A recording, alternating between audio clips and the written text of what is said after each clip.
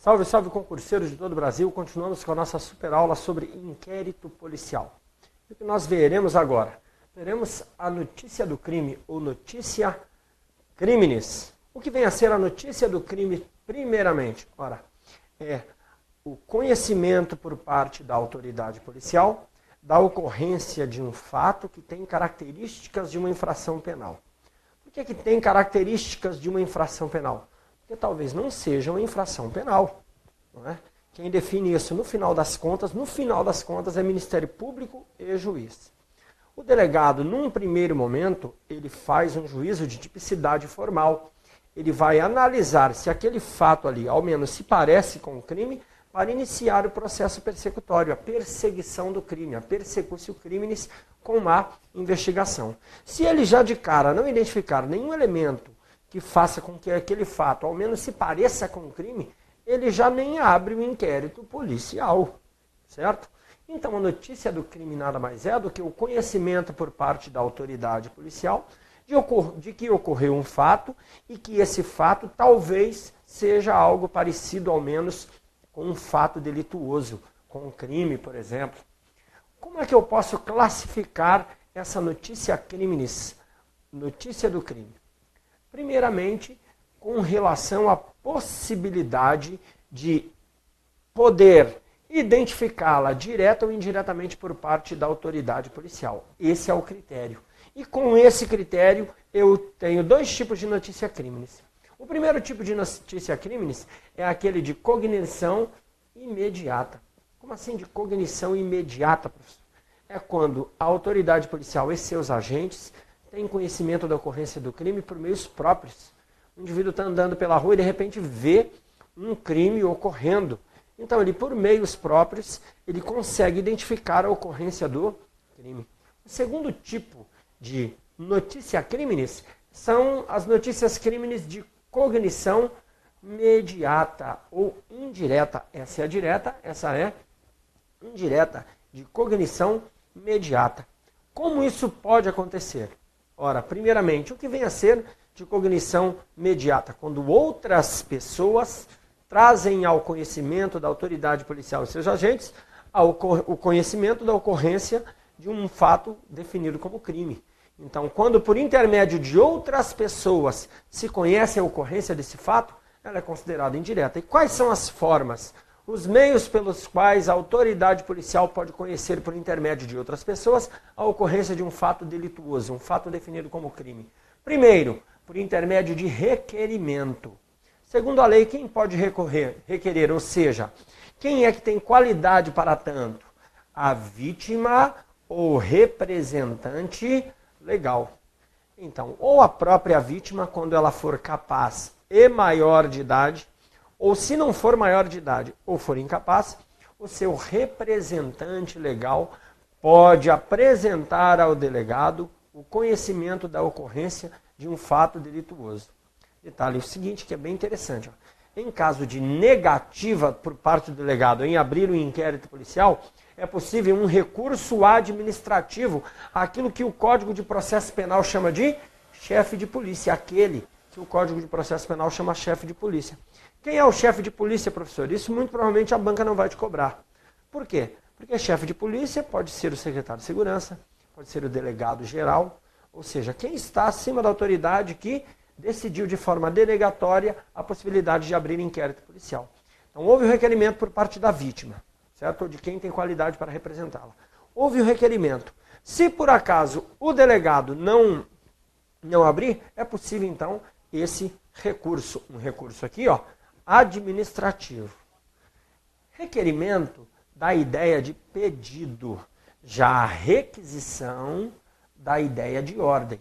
Não é uma ordem em razão da posição hierárquica do juiz e do Ministério Público em relação ao delegado. Não, em decorrência da lei. A lei é que atribui poder a essas duas autoridades a fazerem requisições ao delegado que, se não houver nenhuma ilegalidade, ele estará obrigado a efetivamente cumprir.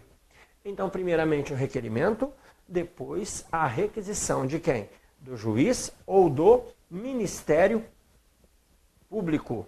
Qual é a próxima forma de notícia criminis mediata, ou seja, de cognição imediata, indireta, é a comunicação por qualquer do povo, a chamada, segundo Nutt, de delatio criminis.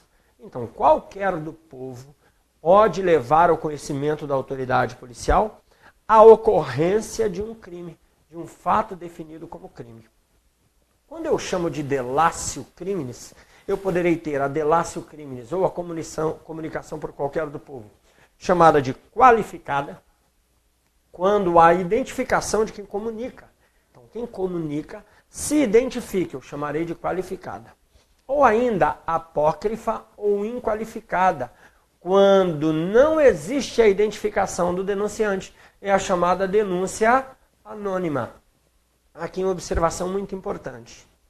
Quando o delegado não tiver nenhum subsídio para a abertura do inquérito policial, senão as informações trazidas pelo indivíduo, sendo uma denúncia anônima, não poderá ser aberto o inquérito policial, instaurado o inquérito policial. Mas como, professor, é um crime gravíssimo, simples, o delegado ele deve fazer diligências na busca de novos elementos de informação, de indícios de que aquele crime efetivamente está acontecendo.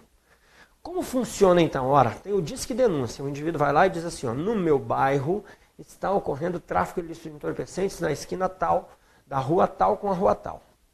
O delegado vai imediatamente abrir inquérito? Não. Segundo o STF, esse inquérito é improcedente. Ele será considerado inválido, certo? O que o delegado deve fazer? Ora, eu já sei o endereço e já sei o que está ocorrendo. Eu farei então, ou determinarei que os meus agentes façam diligências àquele local, levantarei novos elementos de informação, indícios de que efetivamente aquele crime denunciado está ocorrendo, e aí sim poderei instaurar um inquérito policial. Uma outra forma de abertura do inquérito policial é por intermédio de requisição do ministro da Justiça. Existem determinados crimes que só poderão ser apurados e investigados se houver requisição do ministro da Justiça. É uma condição de procedibilidade para o início da persecutio criminis. Por exemplo, o crime contra a honra do presidente da República ou chefe de Estado estrangeiro. Então é um crime que demanda um julgamento político. E demandando julgamento político, é necessária a autorização de uma autoridade política, o ministro da Justiça. Se não houver essa requisição, o indivíduo fica preso. Ele não consegue efetivamente iniciar o inquérito policial. Voltando aqui, ó, a delatio criminis, ela pode ser dividida em dois tipos. Delatio criminis simples, onde ocorre somente a informação. Então o indivíduo diz, ó, está acontecendo um crime em tal lugar, tal crime em tal lugar. Ou ainda, delatio criminis postulatória. O que é postulatória? Quando além de informar, o indivíduo ele vai fazer o quê? Ele vai solicitar à autoridade policial que faça abertura de procedimento investigatório. Então, muita atenção com a delatio criminis, com essa divisão. Quais são os detalhes muito importantes que nós temos que ver aqui até esse momento? Eu preciso identificar qual o tipo de crime para que se possa efetivamente verificar a necessidade da condição de procedibilidade, que é a manifestação de vontade da vítima para que haja persecutio criminis. Se não houver manifestação de vontade, não haverá persecução penal, não haverá nenhum inquérito policial. Por fim, eu tenho um último tipo aqui de notícia criminis, a chamada prisão em flagrante. O que vem a ser a prisão em flagrante? É a detenção provisória do indivíduo, a detenção cautelar, pelo fato dele ter sido encontrado cometendo o crime, ou tenha acabado de cometer. Ou ele tenha sido detido após perseguição, logo após o cometimento do crime, por policiais ou por qualquer do povo. Ou ainda ele tenha sido encontrado logo após o cometimento do crime, com objetos que façam induzir, que permitam entender que seja ele o autor da infração penal. Então isso é a prisão em flagrante. Quando a prisão em flagrante ocorre, quando ela é formalizada pelo auto de prisão em flagrante, que só pode ser feito pelo delegado, haverá uma notícia criminis com força coercitiva. Por que com força coercitiva? Porque haverá necessária abertura do inquérito policial. A abertura do inquérito policial aqui é agora obrigatória. Por quê? Porque se o delegado enxergou motivos para prender em flagrante, enxergou motivos para formalizar a prisão, é porque ele tem motivos mais do que suficientes para abrir um inquérito policial. Por isso que a prisão em flagrante é uma notícia crimes com força coercitiva. Porque se não houver motivos para abrir o inquérito policial quando prende em flagrante, não haveria motivos para a própria prisão em flagrante.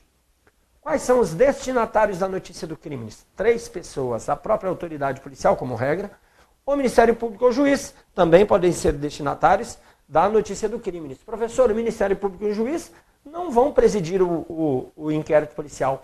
É lógico que não, mas eles vão requisitar à autoridade policial a abertura do procedimento investigatório.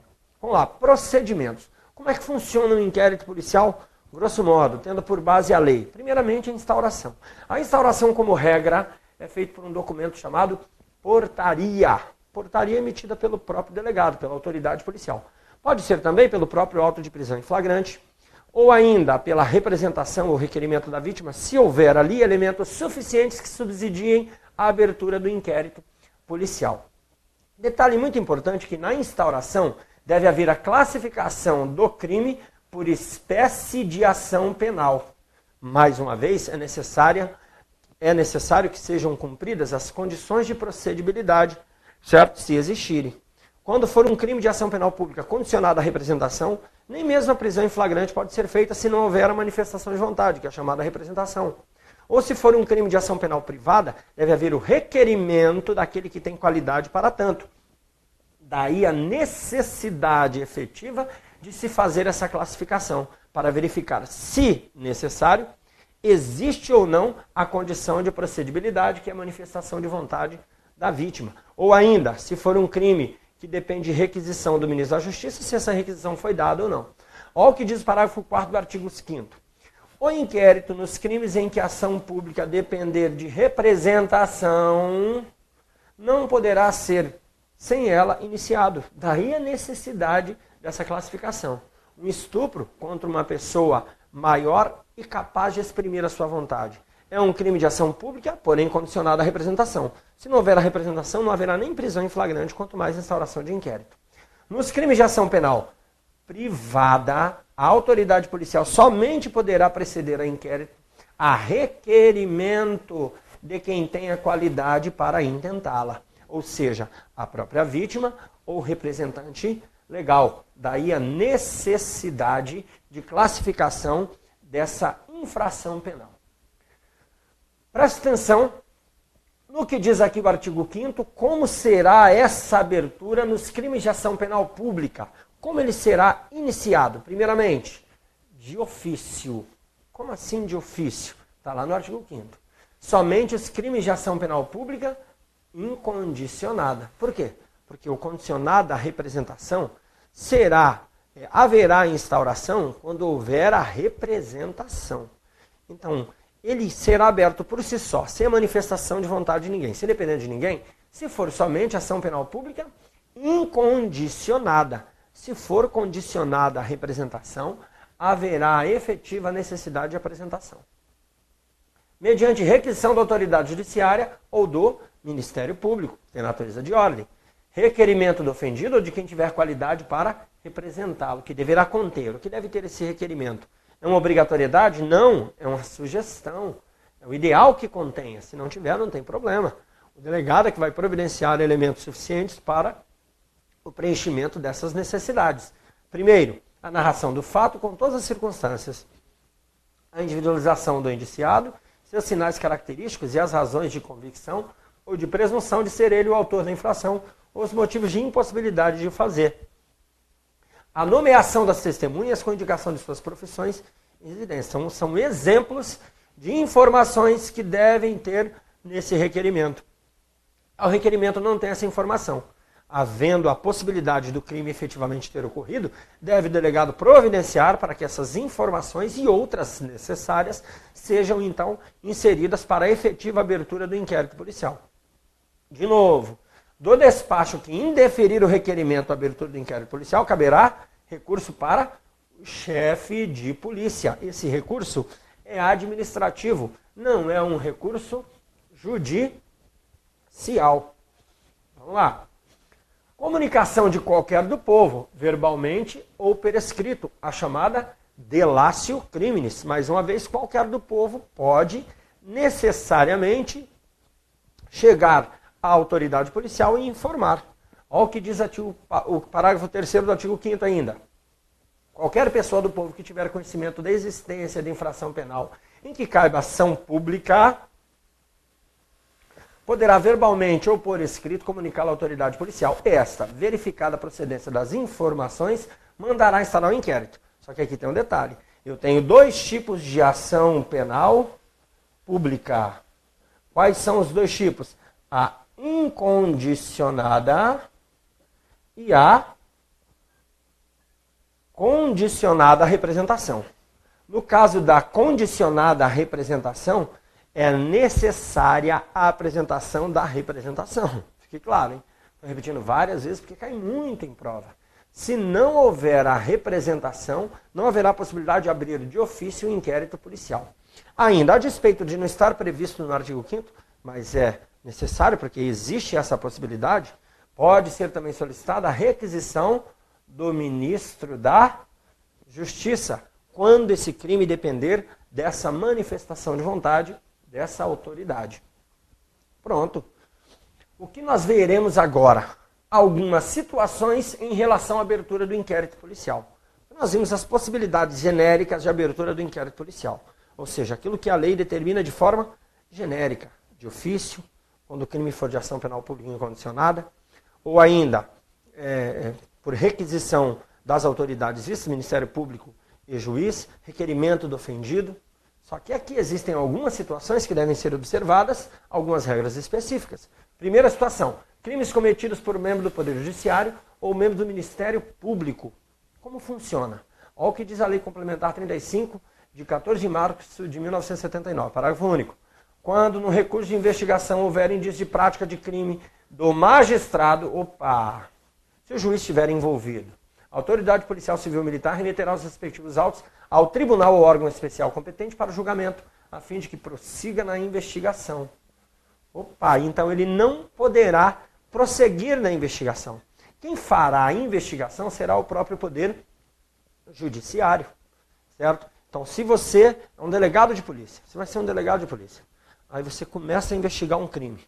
De repente, no meio da investigação, você descobre que existe um juiz envolvido. O que fazer? Remete-se imediatamente todos os elementos de informação ao tribunal que vai decidir e vai continuar investigando se necessário for. No caso do Ministério Público, é a mesma coisa. Veja a Lei Complementar 75, de 93. Olha o que diz. Quando no curso de investigação houver indícios da prática de infração penal por membro do Ministério Público da União, nesse caso, a autoridade policial civil militar remeterá imediatamente os autos ao Procurador-Geral da República, porque é da União aqui, da União, ao PGR. O PGR é o órgão máximo do Ministério Público da União, que designará membro do Ministério Público para prosseguir na apuração do fato. Mesma coisa. Cada um investiga o seu. No Estado, da mesma forma. Só que ao invés do Ministério Público da União, eu estou falando aqui dos Ministérios Públicos estaduais. E aqui eu terei o Procurador-Geral de Justiça. Quando eu falo em Procurador-Geral de Justiça, Procurador-Geral da União, eu estou falando de órgãos especificamente. Porque são órgãos definidos dentro da estrutura do Ministério Público. Então, diante dessa situação, não se abre sequer inquérito policial no início. Imagine que você receba uma denúncia de forma chula, falando, né? Na verdade, você recebe a notícia do crime, a notícia crimes que envolva uma dessas autoridades. Você já nem abre inquérito policial. Você já manda direto para esses órgãos, para o tribunal, ou então para os membros, ou para os procuradores gerais, melhor dizendo, para que eles procedam a essa investigação. Vamos lá. Crimes de menor potencial ofensivo. Crimes de menor potencial ofensivo. Lei 9.099. Na realidade, infrações de menor potencial ofensivo, né? Porque são crimes com pena máxima até 2 anos e as chamadas contravenções penais. Quando eu tiver uma infração de menor potencial ofensivo, vai se proceder conforme a Lei 9.099. Ou seja, não haverá nem boletim de ocorrência, haverá um termo circunstanciado de ocorrência. E aí, como regra, não se abrirá inquérito policial. É impossível? Não é impossível. Mas, como regra, não se abrirá inquérito policial. Envia direto ao GCRIM, ao Juizado Especial Criminal, e lá no GCRIM vai se resolver conforme as regras da Lei 9.099. Ainda, crimes cometidos por pessoa com foro por prerrogativa de função. O que quer dizer isso? Então, o nosso Poder Judiciário, ele é estruturado na forma de pirâmide. Não é bem uma pirâmide, mas só para que nós possamos entender. Como é que funciona? Então, aqui, na base da pirâmide, eu tenho o juiz singular, certo? O juiz pica-fumo, vamos assim dizer, aquele juiz soldado, é o juiz substituto. Você, se fizer concurso para juiz, vai fazer o concurso aqui para o juiz pica-fumo, juiz soldado, aí foi nomeado, vai ganhar 20 e tantos mil hoje. Mas é juiz, é peão aqui ainda dentro do Poder Judiciário, você vai ser o peão, certo? E esse juiz, tranquilo, ele julga quem? Julga nós que somos peões também, certo? Julga qualquer do povo. Acima do juiz, nós teremos tribunais. Vamos chamar de tribunais de recurso. Não são exatamente tribunais de recurso, mas só para que você entenda, porque eu tenho diversos tipos de tribunais. Aqui em cima eu tenho o STJ. STJ, como o principal tribunal superior, vamos assim dizer. E aqui o STF. Ah, professor, tem o Superior Tribunal Eleitoral, tem o Superior Tribunal Militar. Tem também, mas aqui é só uma estrutura para que você entenda de forma bem rápida o que eu quero dizer com os crimes cometidos por foro de prerrogativa de função, certo? Como é que vai funcionar aqui? Ó? Simples. Existem pessoas, nós, meros mortais, que são julgados diretamente aqui. Então entra na regra geral, como nós vimos. Tranquilo? Agora existem pessoas que são julgadas diretamente por tribunais. Essas pessoas podem ser julgadas pelos tribunais de recurso, como o prefeito, por exemplo. Se for um crime estadual, pelo Tribunal de Justiça. Se for um crime federal, pelo Tribunal Regional Federal, pelo TRF. Se for um crime eleitoral, pelo Tribunal Regional Eleitoral. Certo? Então, o juiz, ele não é, ou melhor, o prefeito não é julgado aqui diretamente pelo juiz. O prefeito, a função prefeito. Viu? O cara deixou de ser prefeito, volta a ser peão. Ele está exercendo a função de prefeito. Certo? O governador, por exemplo, é julgado direto no STJ. Um deputado federal, um senador, presidente da República, é julgado direto no STF. Então, quando essas pessoas estão sendo investigadas, ou melhor dizendo, quando no curso da investigação surgem indícios de que essas pessoas estejam envolvidas, esse aqui não, que esse aqui somos nós, essa pessoa esteja envolvida, o que acontece? O delegado deverá imediatamente, assim como aconteceu como membro do Ministério Público e como o membro do Poder Judiciário, enviar para os tribunais com prerrogativa de função dessa autoridade, para que esses tribunais, primeiro, autorizem a continuação da investigação e façam o controle dessa investigação. Ah, o tribunal vai fazer diligência? Normalmente não, ele vai determinar que a autoridade policial faça todas as diligências necessárias, porém ele vai controlar, certo? Então, nessas situações aqui, ó, quando houver foro por prerrogativa de função, certo? Por exemplo, o governador. Você está investigando, se é delegado, de repente, indícios de que o governador esteja envolvido. Manda imediatamente para o STJ. Certo? Indício de que um prefeito está envolvido. Que tipo de crime? Crime federal? Manda para o Tribunal Regional Federal. Crime estadual? Manda para o Tribunal de Justiça. Então, há essa peculiaridade do entendimento justamente da regra do juiz e do promotor. É daquele entendimento que surge a necessidade do envio para o tribunal em razão do foro privilegiado, o foro por prerrogativa de função. A última situação é o crime militar. E crime militar, mais uma vez, não é aquele crime cometido por militar, não é essa a definição. É um tipo legal definido, ele por si mesmo, como crime militar. O militar, por exemplo, pode cometer crime comum, crime militar. Quando ele cometer crime militar, será instaurado o que se chama de IPM, Inquérito Policial Militar. Então, no caso do crime militar, não tem inquérito policial propriamente dito. Tem inquérito policial militar, que será presidido por quem? Por um oficial da força a que fizer parte aquele indivíduo. Se for das Forças Armadas, eu já fui militar das Forças Armadas de carreira durante 13 anos, será Marinha, Exército e Aeronáutica. Se for Polícia Militar, uma força auxiliar, será então um oficial dessa Polícia Militar. Vamos lá. Providência da autoridade policial. Então já instaurou, tranquilo? Já instaurou o inquérito policial. Primeiro recebeu a notícia do crime, classificou a notícia do crime, certo? Depois houve a abertura, a instauração do inquérito policial, certo? Com todas aquelas características que nós vimos. Agora eu tenho as providências a serem tomadas.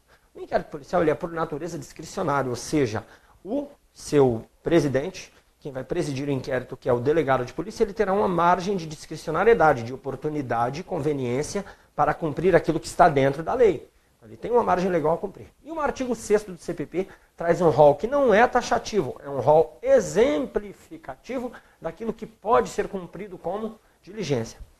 Na prova da Polícia Federal, por exemplo, de 2014, olha o que aconteceu. Aconteceu justamente a cobrança de um desses incisos aqui, ipsilítere, praticamente. O que diz o artigo 6º? Por que você traz, professor, o artigo 6º? Porque é importante decorar. Porque muitas questões vêm letra de lei.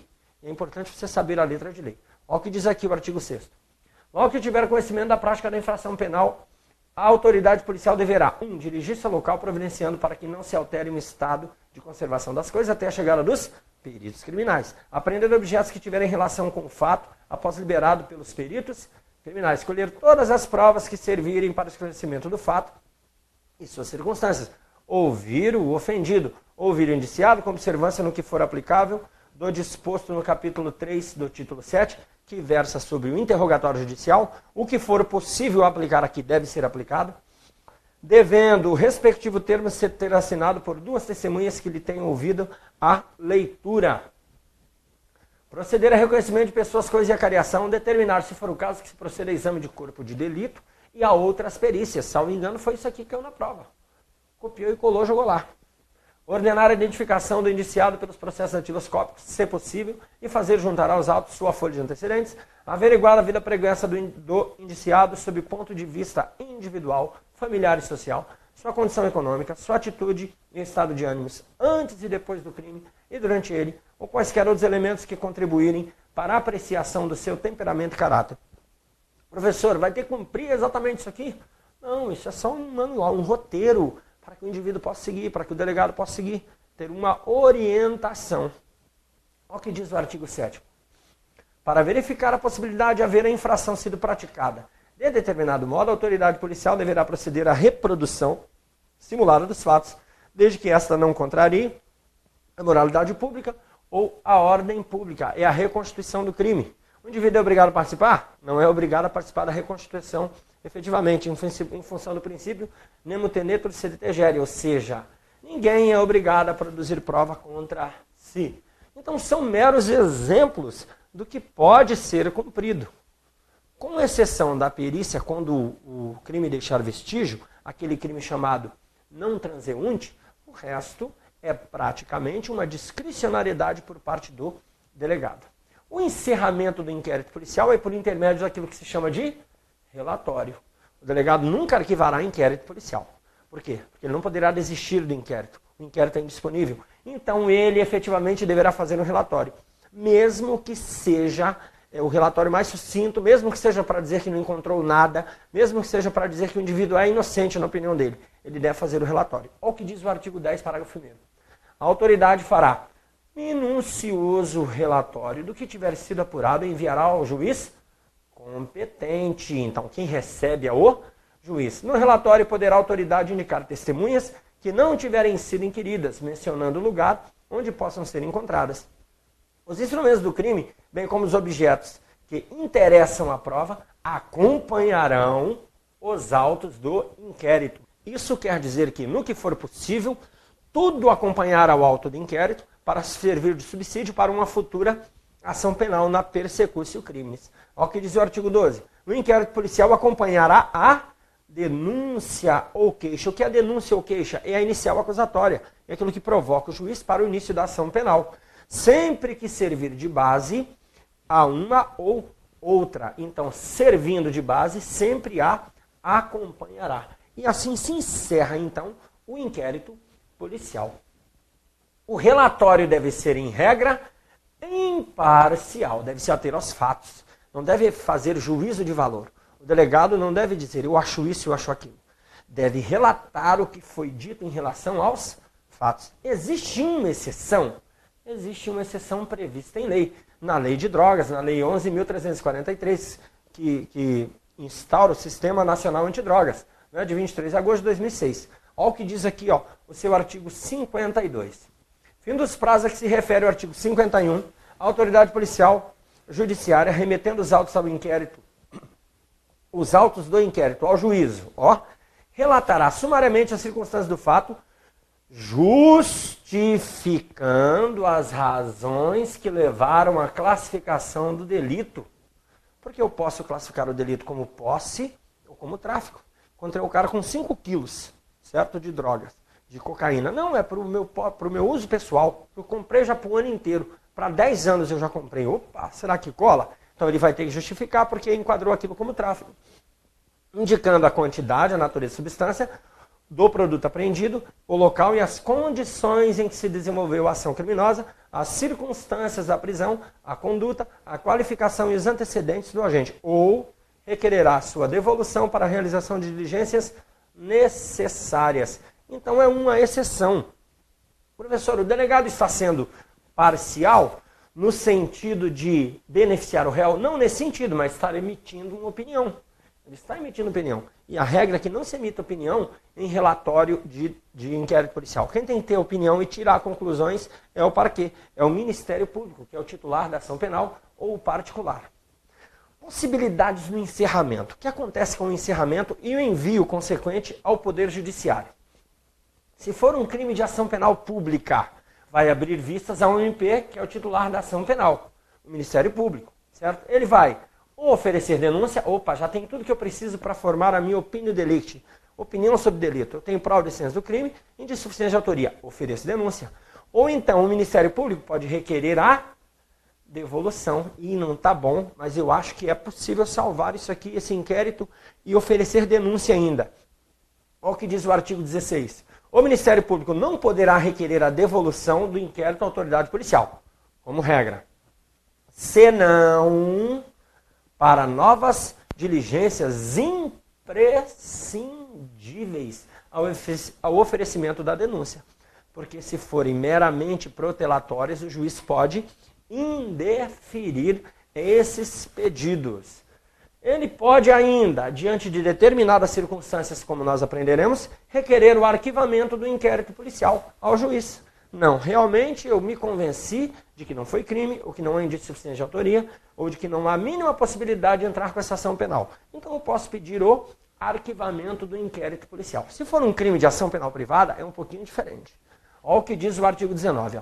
Nos crimes em que não couber ação penal pública, ou seja, naqueles que couberem ação penal privada, os autos do inquérito serão remetidos ao juízo, também ao juízo, não mudou, juízo competente. Só que aqui, diferente de abrir vistas para o MP, o titular da ação penal é o particular. Então o que vai acontecer? Onde aguardarão a iniciativa do ofendido ou de quem, ou de seu representante legal, ou serão entregues ao requerente, se pedir, mediante traslado. Então o juiz vai abrir vistas ao titular da ação penal aqui, ao particular, ou quem tiver qualidade para representá-lo, a vítima, ou quem tiver qualidade para representá-lo, certo? Ou então vai entregá-lo mediante traslado, ou seja, fazendo cópia desse documento e entregando ao indivíduo. Por fim, é necessário entender quais são as atividades complementares da autoridade policial. Então o relatório encerra a sua participação?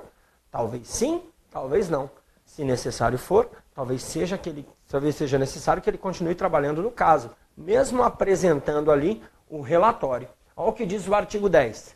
Quando o fato for de difícil elucidação e o indiciado estiver solto, a autoridade poderá, não é obrigatoriedade, requerer a quem? Ao juiz. É o juiz que vai deferir, hein? Se liga nos detalhes. A devolução dos autos para ulteriores diligências que serão realizadas no prazo marcado pelo juiz. Então, quem defere primeiro é o juiz, não pode ser de ofício, o delegado não pode por si só resolver prorrogar o prazo. O prazo determinado será aquele prazo determinado pelo magistrado, pelo juiz.